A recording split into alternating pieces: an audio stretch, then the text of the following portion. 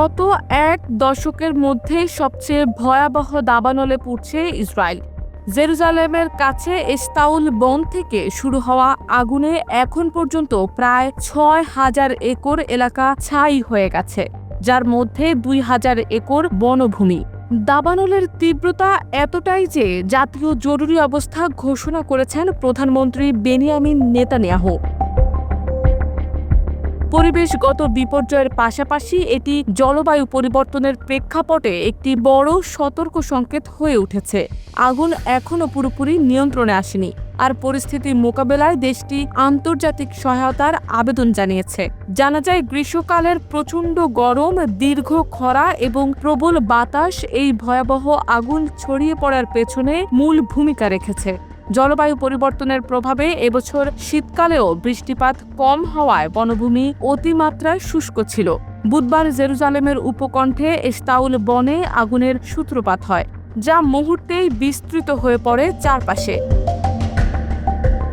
ঘণ্টায় ৬০ মাইল গতির বাতাস পরিস্থিতিকে আরও ভয়াবহ করে তোলে। এ কারণে জেরুজালেম শহরের আকাশ ধোঁয়ায় ঢেকে যায় এবং আগুন শহরের প্রান্ত পর্যন্ত পৌঁছে যাওয়ার আশঙ্কা তৈরি হয়। এই আগুনে এখনও পর্যন্ত কোনো প্রাণহানি না ঘটলেও ব্যাপক বনভূমি, বন্যপ্রাণীর আবাসস্থল এবং কিছু কৃষি জমি পুড়ে গেছে। সবচেয়ে বেশি ঝুঁকির মধ্যে রয়েছে ইসরায়েলের পাহাড়ি ও বনাঞ্চল ঘেরা অঞ্চলগুলো। তবে ঐতিহাসিক গির্জাগুলো অক্ষত রয়েছে এখনও। ইসরায়েলের ফায়ার অ্যান্ড রেস্কিউ কর্তৃপক্ষ জানিয়েছে, ১৫৫টি অগ্নি নির্বাপক ইউনিট এবং একাধিক বিমান আগুন নিয়ন্ত্রণে কাজ করছে।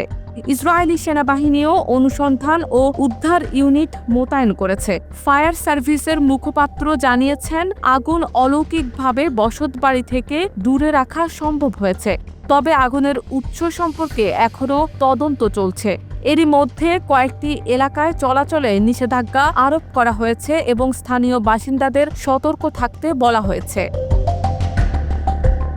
এর আগে ২০১০ সালে মাউন্ট কার্মেলে ৪ দিন ধরে চলা দাবানলে ৪৪ জনের মৃত্যু হয়েছিল এবং ১২,০০০ একর বন পুড়ে গিয়েছিল। এবারের দাবানল প্রাণঘাতী না হলেও তা ভয়াবহতা ও বিস্তারের দিক থেকে ঐতিহাসিক হয়ে উঠেছে।